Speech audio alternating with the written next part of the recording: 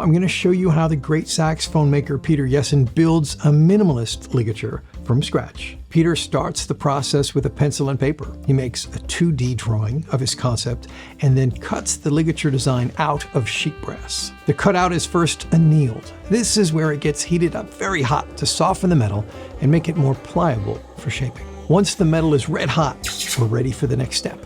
Everything in this process is as analog and old school as it gets. Here, Peter is stamping his logo on the sides. Now he uses a rawhide mallet on a saxophone body tube mandrel to shape the ligature. He checks the shape with a reed to make sure it sits well. Now he has to carefully prep for attaching the screw mounts, which start out as a single brass tube.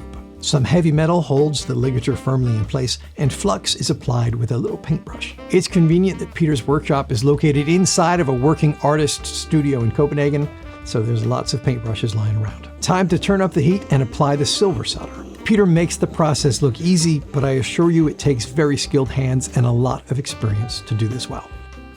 Once again into the blue alkaline bath that cleans off the flux. Now that the ligature is temporarily a solid ring, Peter does some more fine-tuning to the shape, and now it's ready to be buffed. This process is going to smooth out all of the rough edges.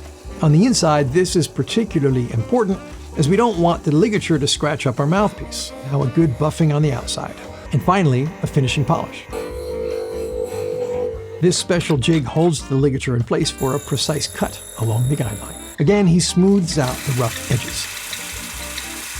We're almost done, but first, some hand filing finishing touches. Add in the screws, and that's a finished Peter Jessen burn-in ligature.